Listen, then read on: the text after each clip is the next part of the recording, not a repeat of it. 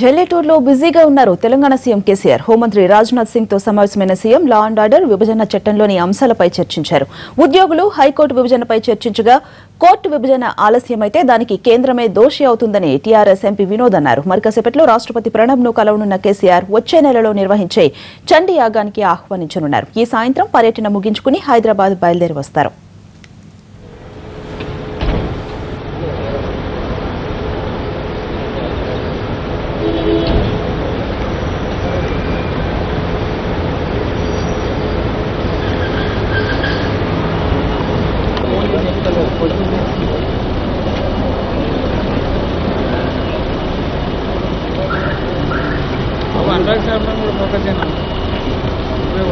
నువ్వు కూడా వెళ్ళి అడిగి నవ్వుకుంటూ వచ్చారు. రాజీ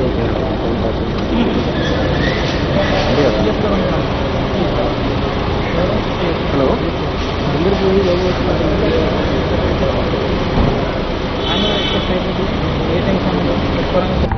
ముఖ్యంగా ఆంధ్రప్రదేశ్ రాష్ట్ర విభజన చట్టంలో పొందుపరిచినటువంటి కొన్ని అంశాలు ఈరోజు హోం మంత్రిత్వ శాఖ అది చూస్తుంది ఈ విభజన చట్టాన్ని.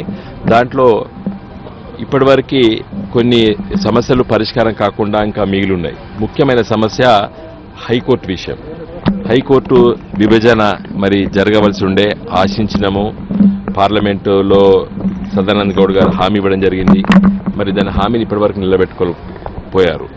ఇలాంటి సమస్యలు రెండు రాష్ట్రాల సమయంలో పరిచి కూర్చోబెట్టి మాట్లాడాలని చెప్పి కూడా మేము అడగడం జరిగింది. దానిపైన కూడా మరి కొన్ని లీగల్గా చట్ట ప్రకారంగా కొన్ని ఇబ్బందులు ఉన్నాయి.